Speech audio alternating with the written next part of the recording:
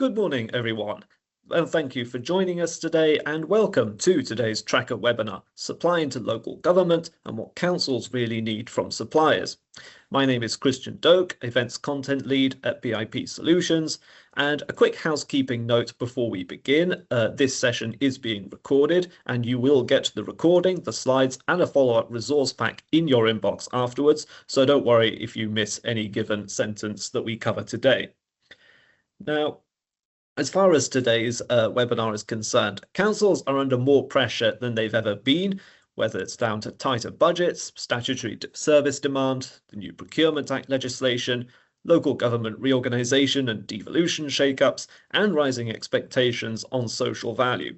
All of that is changing what a good supplier looks like in 2026. And the data is moving with it. Tracker's latest data shows contract awards across the public sector have jumped nearly 15% year on year, and frameworks now account for 80% of total value, the first time we've seen that figure cross that particular threshold. So the market is busy, but it's concentrating fast, and councils sit right at the heart of that. And if we do zoom in on local government more specifically, the story sharpens further.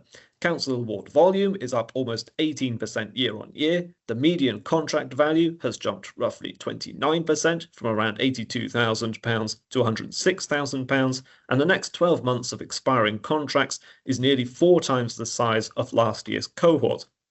There's more council work, bigger council contracts, and a much bigger refresh window than suppliers might assume. My first guest today is John Coyne, the Director of Commercial and Procurement at Birmingham City Council, one of the largest local authorities in Europe, and he previously held the equivalent role at the Welsh Government, directing national-level commercial activity across an entire devolved administration, and earlier in his career he was appointed the first ever commercial director at Liverpool FC. So with that background, he is perfectly placed to talk about today's topic. He will also be one of our keynote panel speakers at the upcoming Procurex England event in Liverpool, his old home, on the 18th of June, covering the strategic procurement priorities within the public sector. And it's great to have him with us for that event, as well as today's webinar. I'll also be joined today by Dawn McTaggart, Business Development Manager at Tracker Intelligence. She works with suppliers across the UK on how they use procurement intelligence to win more public sector work, and is very much involved with checking the patterns that separate suppliers who consistently win council contracts from those that don't, and will be bringing those practical supplier-side lens to today's session. It's my pleasure, as I was saying earlier, to be joined today by John Coyne from Birmingham City Council and Dawn McTaggart from Tracker Intelligence. John and Dawn, thank you. Welcome to today's webinar, and thank you very much to both of you for joining me. Thank you, Christian. Good to be here. The pleasure is all mine. Thank you very much. So, John, if I may start with yourself, if you could set the scene for us a little bit from inside Birmingham City Council. What does the current pressures on councils really feel like at the moment in 2026, and what are the sort of areas that you think are particularly biting hardest from your side? I think as we're coming hot off local elections, the issue particularly is delivery and service delivery. That's one of the most pressing issues, really, particularly against the backdrop of budgets which are very tightly constrained.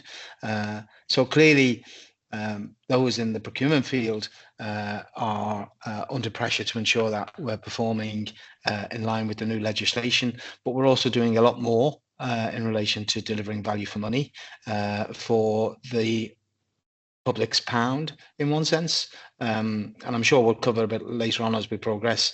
In Birmingham particularly, we're looking at getting very focused on ensuring that we're serving the people of Birmingham and we're delivering value, and through our procurement we're working to deliver a lot of our policy objectives. Perfect. Thank you very much, John, for that insight. And Dawn, you're seeing the other side of the picture in our data, and the market is clearly moving. So what are you seeing?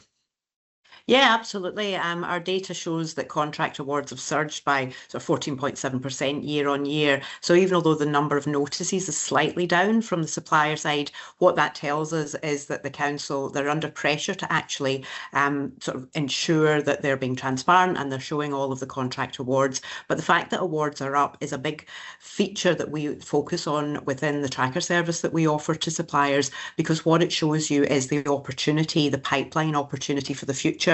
And we track all of that. With Tracker, we source from between 700 and 800 sites across the UK, ensuring that we're capturing everything. The beauty of what we offer is it shows all of the contract awards. So having that visibility early, as you can see contracts that are up for renewal well into the future, gives our customers the opportunity to know what's coming up to allow you to take on a more proactive approach. Because certainly we do feel that companies that are engaging early are giving themselves the best chance of winning. But yeah, very lucrative market, but very active. Absolutely. Thank you very much. And we'll be talking about market engagement, early engagement a little bit later on in this broadcast as well. But John, you've led the commercial side of things, obviously at Birmingham City Council currently, at Welsh Government before that, and in the private sector or sporting sector, perhaps to be more specific before that as well. So from those sort of experiences that you've had, what do you think is the sort of common thread in terms of what good looks like in a supplier, and what sort of makes those kind of suppliers stand out in your eyes and from the buyer's side? I think the number one perspective in both private and public and local authorities is suppliers that are prepared to ultimately engage. And the engagement in one sense is where we would look particularly for the innovation to come from. Far too often, procurement officers will often hide behind that we can't get close to our suppliers. We can absolutely get close to our suppliers. It's only when we move into a formal procurement process, then it has to be managed in a appropriate and proper compliant way. Prior to that and after that, it's really, really important that we're close to suppliers. And particularly in Birmingham, we're working on that. We are not in the space we need to be in relation to how we work with suppliers. But to me, it's critical that suppliers have an understanding of the organisation they are looking to win business from, and that they're clear on what that organisation is trying to achieve, its policies it's looking to drive, its KPIs, and then it has to really do the groundwork to bring innovation to the fore, to help the public authority to be able to deliver against those objectives. And that's what we would always say is strong engagement. Absolutely. Thank you very much for that. And Dawn, when you're talking to suppliers up and down the country every week, are you seeing similar patterns to what John's been describing? Absolutely, I would exactly mirror what John's just said, and it's really actually quite reassuring to see that buyers and suppliers are so well aligned. The behaviours and the habits that we see in in suppliers that are actually winning contracts is very much more that proactive approach. Don't tender cold, build the relationships with the key stakeholders pre-tender, and go in with as much knowledge as you can. Because if you take every tender the same, everyone is different. Every authority is slightly different nuances, but absolutely I would completely agree with John in that it's the early engagement, it's the building of relationships at the right time, and the knowledge of this buying authority that you're looking to target is what really sets the suppliers out that are winning the lion's share of the work that I'm working with. Of course, thank you very much. If we can move on briefly to the Procurement Act 2023, which as of now has been the legislation in use for around about 15 months. John, from your perspective and the buyer's perspective, what if anything has that changed in terms of how you assess bids and award the relevant contracts from there?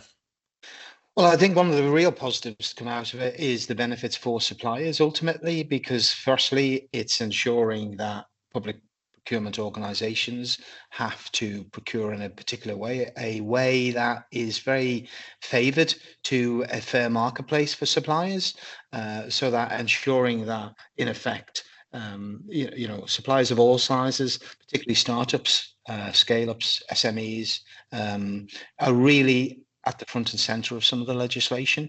So to me, it's very important that suppliers take advantage of that.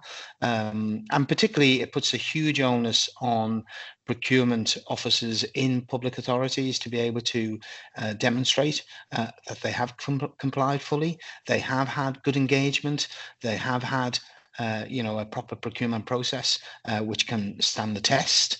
And of course, there is now, for the first time, a clear route for suppliers who feel they are being either treated poorly or receiving a disservice during a procurement process to be able to, divert their complaint, if that's the right word, or raise their concern with a unit that will particularly look into that and establish. So there's a huge spotlight being shone on public procurement authorities to ensure that we can stand that test. Of course, and if I could potentially ask just one extra follow-up as well to that, are you seeing any areas since the legislation came into being where suppliers are getting maybe a little bit caught out at all by the new rules that they can maybe shed any light on? Yeah, well, I think, as we've touched on already, within the buying organizations, similarly within suppliers, there are really professional switched on organizations, and those suppliers that have taken the time and put investment into understanding the Act, understanding the parameters of the Act, understanding how the new rules of procurement engagement can be shaped to their own advantage, they will be the successful suppliers. Now, there's a duty bound on public authorities to ensure that we are facilitating all suppliers. We've not been good at that in Birmingham. It is within our strategy to begin to build a very clear engagement strategy with suppliers so that they're ultimately clear how they engage with us, but more importantly, we're sharing with them what they need to factor into any successful or potential successful procurement with us. So I think that is particularly, suppliers who feel that they can just, submit their responses or their tender with very little due diligence around what the buying authority is seeking. I think they're not going to be successful. They are going to have to be much smarter in relation to how they engage. Of course, yeah. Thank you very much for that. And Dawn, as we say, carrying on from that, since the new legislation came in, how has that been showing up in the how's that been showing up in the data that you've been seeing? Yeah, well, certainly. I mean, it's been a huge learning curve for obviously both buyers and suppliers, but certainly the suppliers that I'm working with, the biggest benefit I feel when speaking to companies day in, day out is the introduction of the pipeline notices and the market engagement notifications. So the UK1, UK2, UK3s.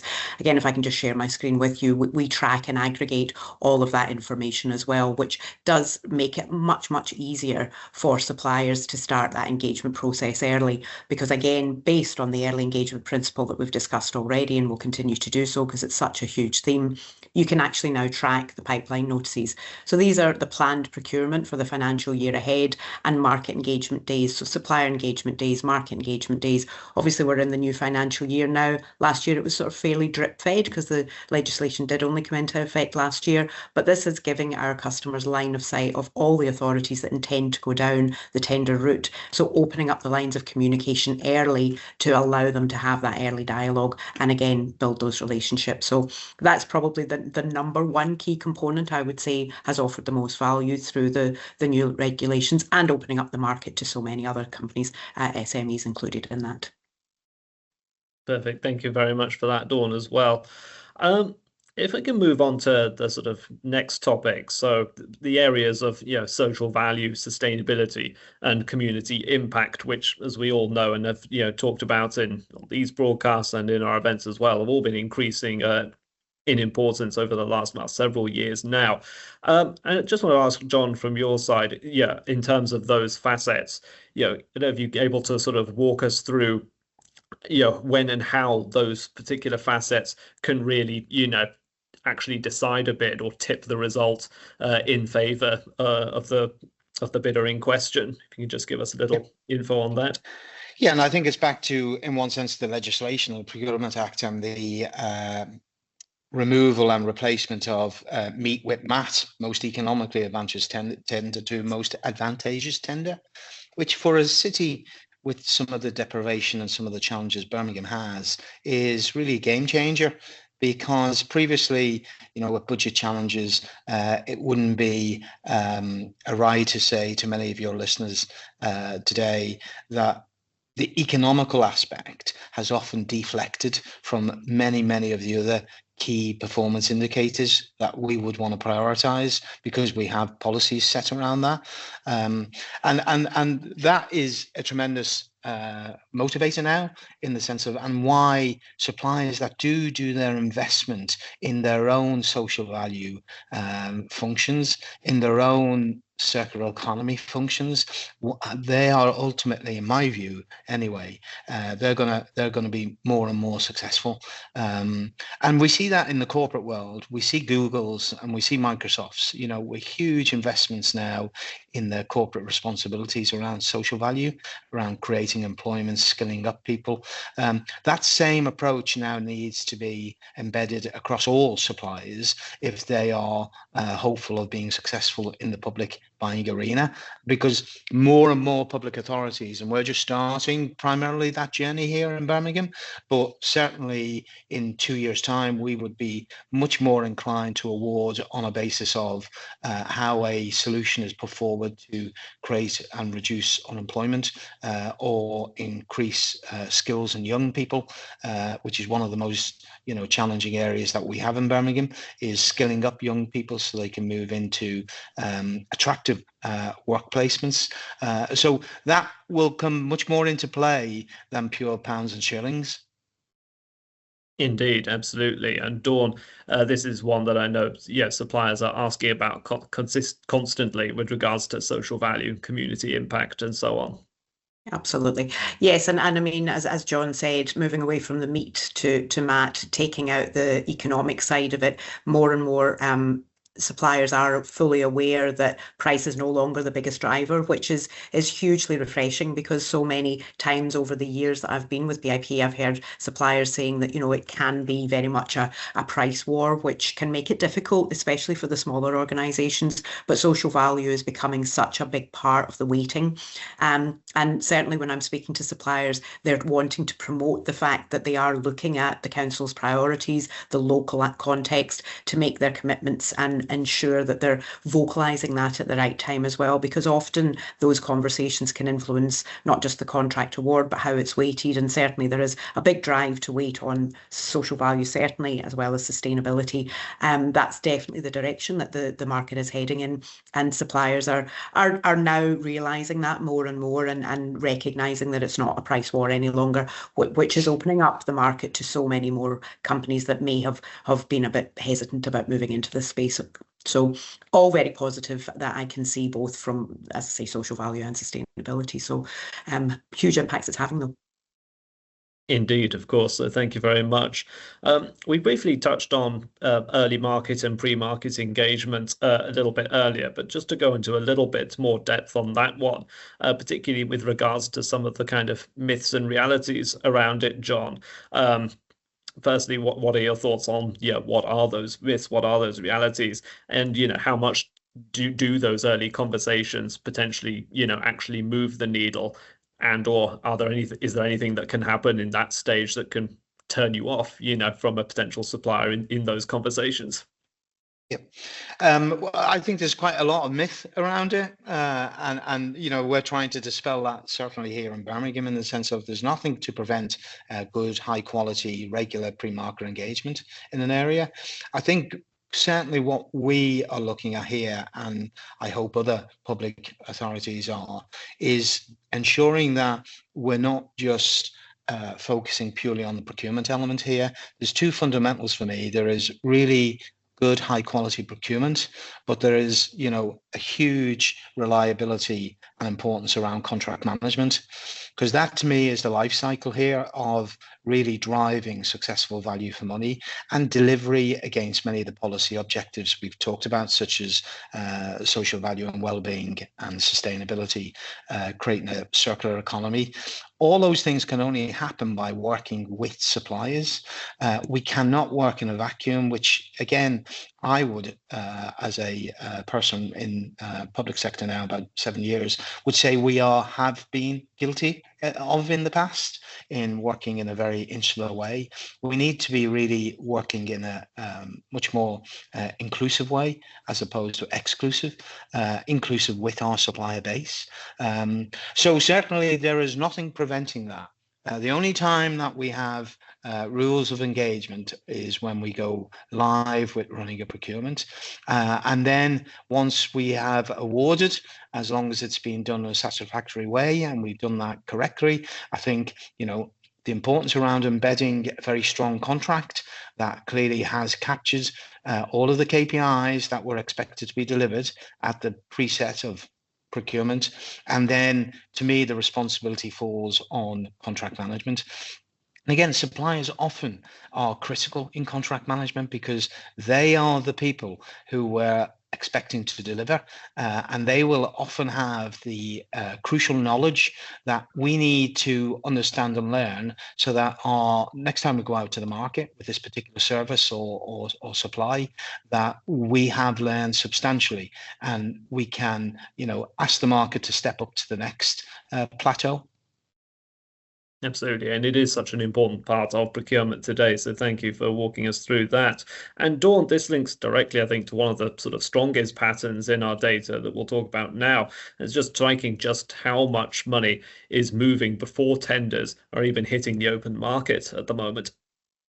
Absolutely, and I mean it's certainly something that is encouraging, but the early engagement is the most critical component of the whole process. I mean, we very much take the opinion that the submission stage is the final part. I mean, in AI alone, our data shows that £1.45 billion is flowing through the pre-market engagement notices in the last 14 months. That's a phenomenal amount, more than the contract notices themselves. And the best performing suppliers are using that pre-market window and engaging early. But what it's critical to do is also know who to engage with, because the named individuals that appear on the notice are invariably people within procurement teams running tendering exercises, or more and more we're seeing generic email addresses, which makes it very difficult for suppliers to engage. So our database actually delivers around about 80,000 direct points of contact within different job roles. So irrespective of the industry that you're in and who you would want to be engaging with, it allows you to engage at C-suite level with the key stakeholders. So if you are in IT, your IT directors, your digital directors, so people that are ultimately going to make the decision.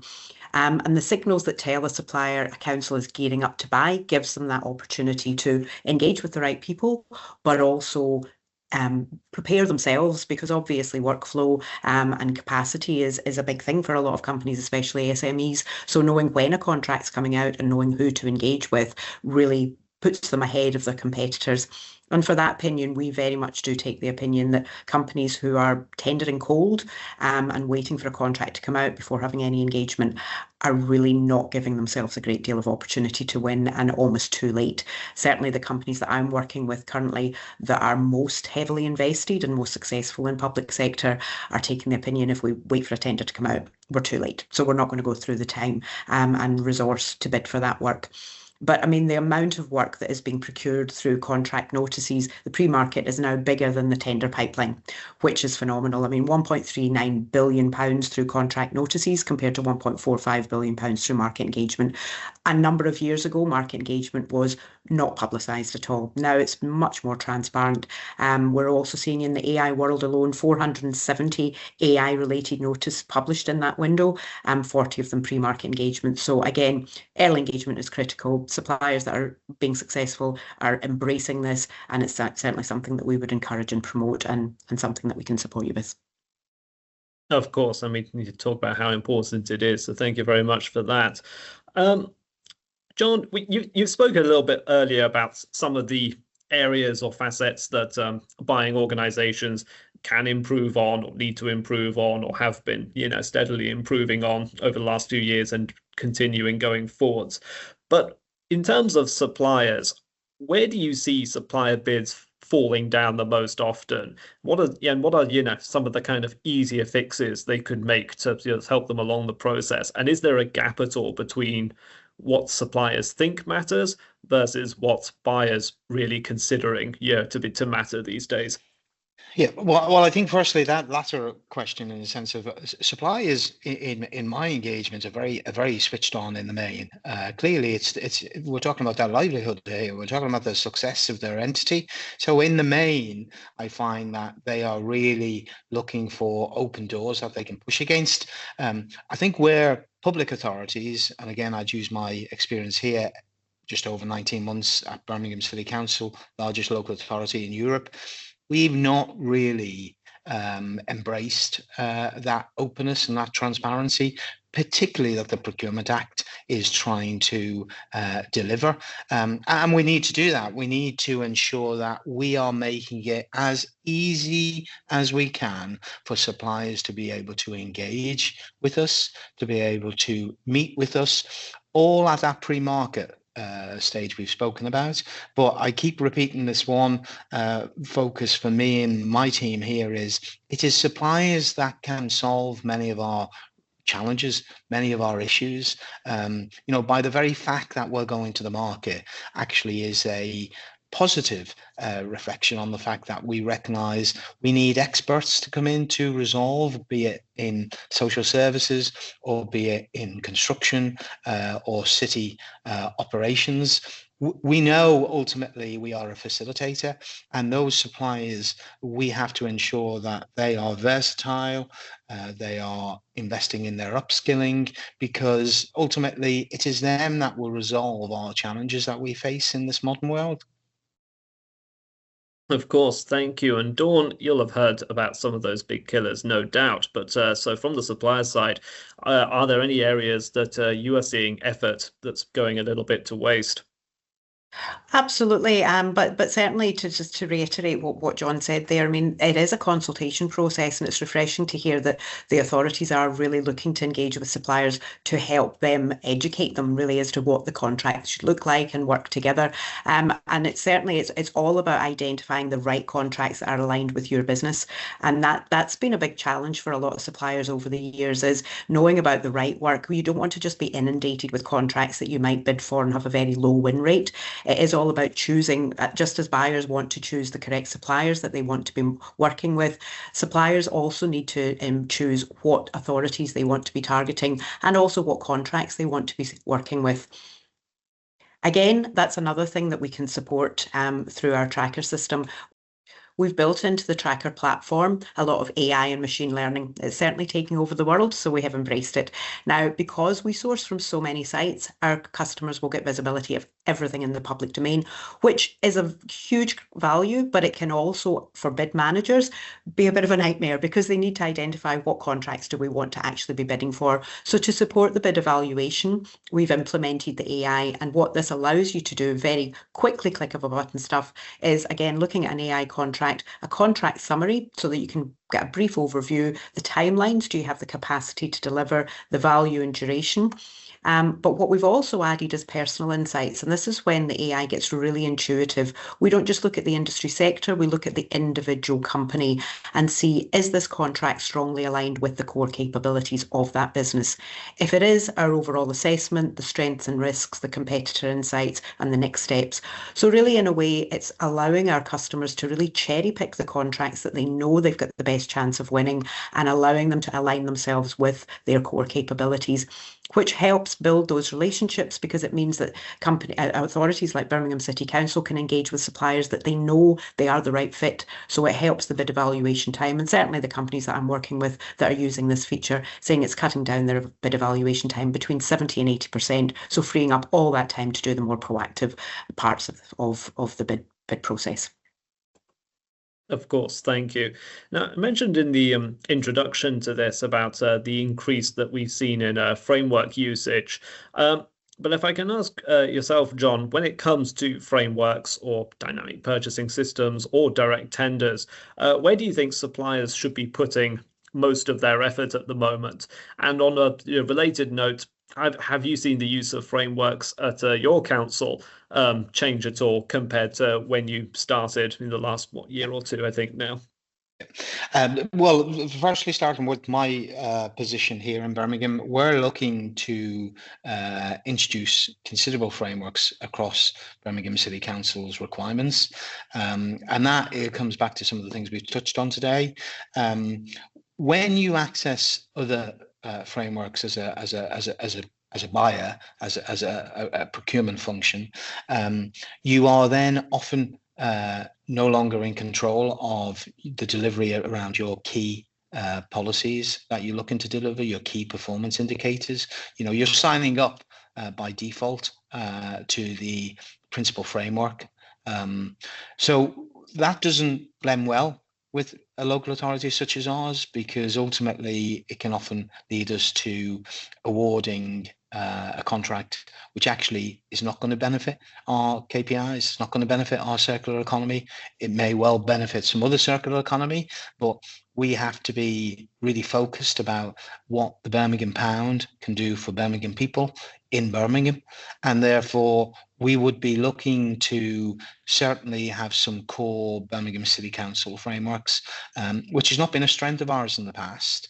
We have really relied on many other frameworks, but it is a bit of a horses for courses type of approach, in the sense of, because where there is clear dynamics with a framework that would be able to deliver against our KPIs, we would be keen to utilize that, because clearly we're not in the business of reinventing the wheel. We're in the business of really now the art of procurement, and the art of procurement is making sure that we are shaping our purchasing to create a legacy for future generations, and that is a bit of a long-term objective for us here, is that we need to be ensuring that we're embedding into our procurement clear realization of benefits that will be delivered for future generations.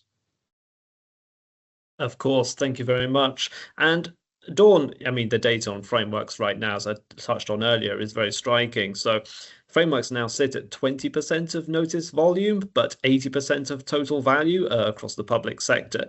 And the first time both thresholds have been crossed, this is the first time both thresholds have been crossed in a single year, up from around 16% volume and 65% value previously. So with 256 frameworks expiring in local government construction alone in the next 12 months, how should suppliers be triaging where to put their effort, and which frameworks to prioritise and which to walk away from?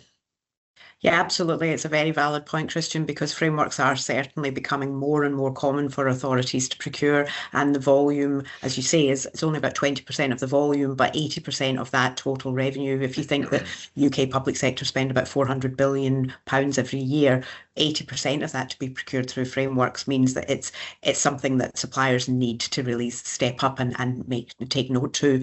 So what we do is really identify, manually mapping out all of the frameworks so that our customers can identify what frameworks they need to be targeting. But it's more than just telling you when a framework starts and ends. Obviously, those are the two critical timeframes, but it's knowing what happens during the duration of the framework. Who's procuring through a framework? If it's a framework that a number of authorities are using, is that something that you could potentially look at direct awards from rather than going down the tender exercise again? So it can save our customers a lot of time, and it can also become more efficient for the authorities as well. So it is all about triaging, as you say. They'll have visibility of all of the frameworks, but it's about identifying who's procuring, how many suppliers are being awarded. Of the suppliers that are the incumbents, who's actually winning the lion's share of the work? Is it being evenly distributed? And it allows customers to make far more data-driven decisions as to identify, right, are these the frameworks that we want to be targeting, because they are so lucrative. But if there's a specific framework that only maybe 4 or 5 of the top authority suppliers are being awarded contracts through direct awards or mini competitions, then is that the right framework for you? So it's again all about that knowledge, education, using the data to really identify what the right fit is. But also being on a framework does not guarantee you work. So that engagement needs to continue, and the engagement with the senior stakeholders within the different public authorities when you are awarded onto a framework to promote the fact that you're on there allows you to really ensure that you're being noticed and that you are being awarded contracts. But certainly striking 20% of notice volume, 80% of the value, the volume of frameworks that are coming out at the moment. I mean, there's over 1,300 contracts and frameworks expiring in March 26. So it's all about planning in advance and ensuring, again, you've got your best chance of winning. Absolutely, thank you. And I hope that would be of particular interest to SMEs as well. Which brings me on to my next question, John. And I suppose by SMEs, I'm really talking about the smaller end of that scale, really, because we know some medium organizations really can be quite big. But for companies at the smaller end of that scale who are trying to break into the local government market for the first time, what is your, very sort of basic advice to those organizations in terms of, entry points and, showing their readiness and those sorts of areas? Well, I suppose that it's back to that sort of key issue that's arisen on a number of occasions, which is engagement, because many SMEs will actually be in a position to be able to deliver. Again, I put myself in the shoes of my role here at Birmingham. It is often SMEs that can be much more fleet of foot and reactive in relation to social challenges that we would face in the Birmingham area. So again, we have to call ourselves into check here because we've not done enough around this. We need to be clearly making access for SMEs, for social enterprises, for charitable organisations much more easier in relation to how they both bid and contract with Birmingham City Council. Because again, as part of that huge raft of social policies that elected members, organisations, our people are demanding we start to factor in, such as, the green agenda, such as net zero, sustainability. All these things are, very, very high on citizens' agendas. For us to be able to do that, we have to absolutely have a tap in to SMEs. And as I say, not just purely small, medium enterprises, but also we have to encourage, social enterprises to establish. Because they are at the heart of many of the communities that we are trying to ensure we're creating that legacy for future generations. Perfect, thank you. And Dawn, our data, I think, has quite a useful lens on this in terms of how strong a market local government is for SMEs right now. So of all the expiring framework cohorts in our data, local government offers the broadest SME coverage, and we're seeing some fast-growing categories, AI category being but one. Where do you think an SME should actually start really in this process, and how do they spot a category that's, about to take off, in their own niche?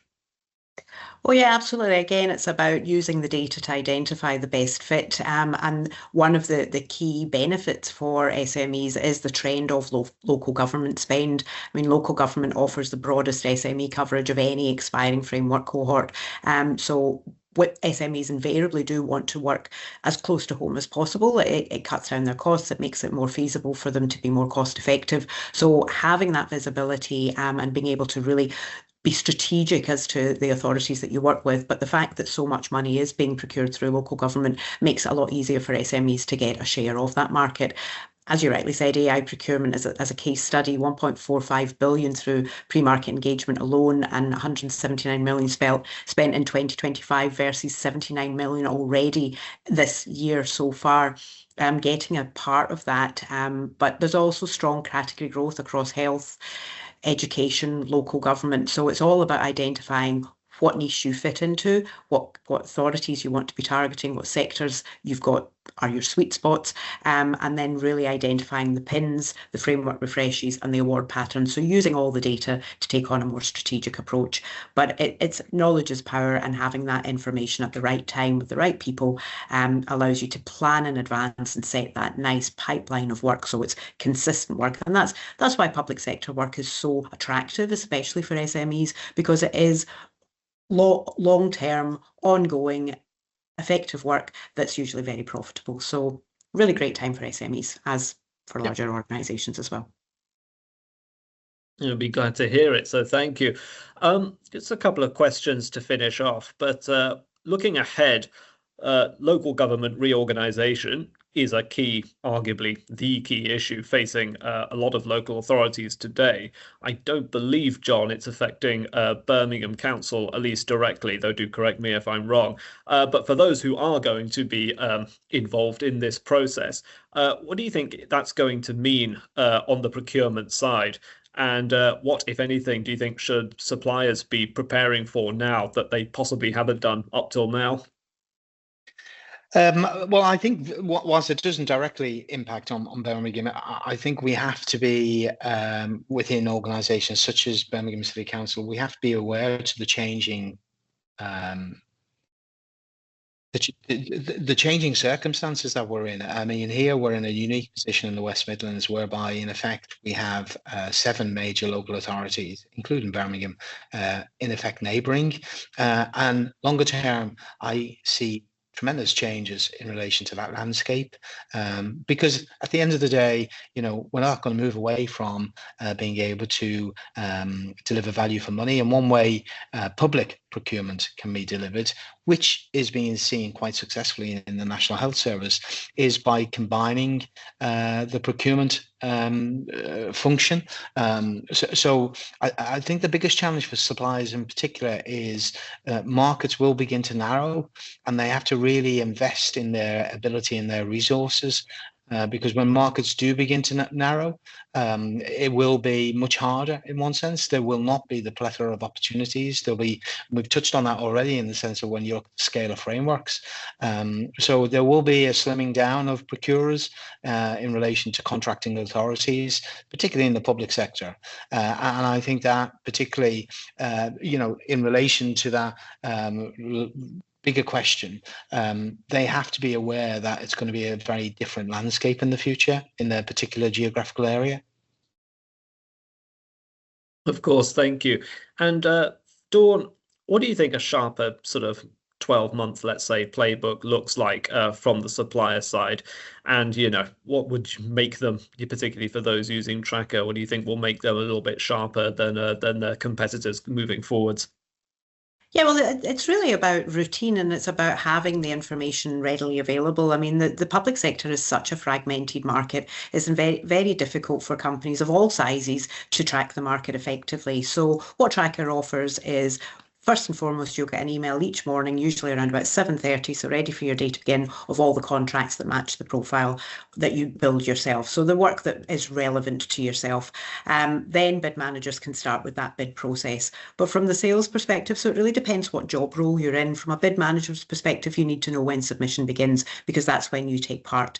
From a sales or business development perspective, planning in advance, so quickly going on each morning, identifying what contracts are coming up for renewal, what frameworks are due to expire, what do you want to be targeting, and then setting that plan of action in place, but not spending hours trying to manually trawl through hundreds of sites. You've got visibility of everything through one pane of glass. Also ensuring from a marketing perspective, you're reaching out to the right people, you're engaging with the right key stakeholders, and effectively from every aspect of the business, even senior executive level people within organisations use the platform to set strategy for the future, because it allows you to look at market trends, it allows you to look at your competitors. If there are particular companies that you know you've lost work to previously, the more knowledge and intel that you've got on those businesses, the more you can actually start identifying, right, which relationships are we ready to disrupt? Who do we potentially want to partner with? So it's really about giving you all of the data, but not huge volumes of data without the cleansing and analysis behind it. We do all of that for you, allowing you to free up your time to focus on what's most important. But it's about setting that routine, preparing in advance, being more proactive, and looking to the future, not working reactively, but taking on a much more proactive approach. All of the things that we'll support you with. And that's that. I think just putting a supplier's hat on for a moment, I think what Dawn's talked about there is absolutely critical. You know, we fully recognise in the procurement world that suppliers are being stretched, and therefore, when you can have tools such as this, you know, to be able to support you in ensuring that you've got a clear understanding, and those factors will enable you then to differentiate and segment. Because again, you don't want to be going with that sort of flapsy-hapsy approach. If you're going to be successful, you really need to drill in to, you know, understanding what you're going after and why. And some of the information there that Dawn's talking about, that Tracker obviously delivers, is you know, really, really important. I think marmalade is a real issue here, in the sense of, that's for those that have not heard the term, it's a marketing term where actually an organization just goes out and puts marmalade on everything. That is not going to lead to success in the future. Public authorities are saying from the rooftops, we need unique propositions when we go to the market. We need to resolve Birmingham's challenges, which are not the same as Westminster's, which are not the same as Cornwall or Devon, you know, but actually we're duty bound to resolve ours. So, you know, if you think you can dust down, I hear this often from suppliers, you know, we did X, and actually what arrives in is a submission that they did maybe 2 years ago that proves successful then, but doesn't prove successful again. Of course. Absolutely. Of course, thank you very much, both of you, for that. Just one final question from me, really, as part of the closing takeaways. John, in very simple terms, if a supplier could do only one thing differently after this this session, what would you best advise them to start with tomorrow morning? Well, look, there's an old saying that the Irish have: if you chase two rabbits, you'll catch neither. So to me, it's about, and you know, Dawn again has talked about some of these aspects. They've got to really set out their strategic objectives when it comes to what they're going to bid for, how they're going to bid for it, how they're going to engage. And they have to really do that well if they're going to be successful. And far too often I engage with suppliers, and, you know, you could just tell from their dialogue that actually they're going after everything, and often ending up with nothing. And then the criticism is often back to the contracting authority, you know, very hard to be able to engage with the public authority, you know, too many walls up, we've tried to do this, and it's really, you know, one thing I would say is just set out a very clear strategic approach. And start small, particularly if you are an SME. Start small, and successes will fill you with confidence, but you'll learn along the journey, and certainly never be afraid to ask other more successful suppliers how they're achieving it. Clearly, whether they share it with you, that's the challenge. Perfect. Thank you very much for that, John. And Dawn, a final word from yourself? Yeah, I think what John's just said is just reinforcing the fact that really buyers and suppliers are on the same page. They're all going to the same goals and, you know, wanting to work together effectively. Buyers are under a huge amount of pressure as well as suppliers, so don't think it's just one-sided. But again, what I would say is, completely reinforcing what John's just said, be strategic, cherry pick the contracts, don't have a scattergun approach. It's so important to know what your future strategy looks like. Set it out in advance, because then you're increasing your win rate. We're not looking for our customers that we work with to bid for more, but be more strategic, increase your win rate. If you could increase your win rate, double that win rate, what does that look for your business? That is exactly what Tracker is designed to do. And I know this has been quite generic, what we've discussed today, and I've given you a couple of examples based around IT. The system is set for anyone. Anyone can be involved in the public sector. There's a huge amount of potential there. So what I would encourage is, please do get in touch. We'll set up a personalised conversation, learn more about your business, because it's completely tailored and bespoke. We'll set up a demo, take you onto the platform, show you exactly how Tracker can support your business strategy moving forward. But I guess my last sort of takeaway would be, it's not about helping you find work, it's about helping you win work. Perfect. Thank you very much for you, Dawn, and to you, John, as well. Yeah. That is where we'll have to leave it for today. But a final huge thank you from me to yourself, John Coyne, for the inside views from Birmingham City Council, and to Dawn for showing us the supplier side playbook. It has been a pleasure, and hope we'll be able to have either one of you on one of these again very soon. But in the meantime, thank you very much. Yes. Thank you, Thanks, Christian. Kristen. And thanks, John. Take care, Thank John. you. That's where we'll have to leave it for today, but a huge thank you to John Coyne for the inside view from Birmingham City Council and to Dawn for showing us the supplier side playbook. A few quick asks from me before we go. Firstly, the recording, the slides and a written takeaways pack will be in your inbox tomorrow, so keep an eye out for that. And secondly, if you want to hear more from John in long form, he's on that panel that we talked about earlier at ProcureX England, and the link to register is also in that follow-up email.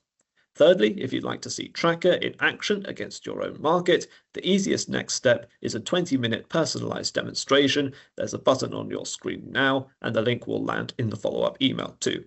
But thank you for joining us, and we will see you for the next time.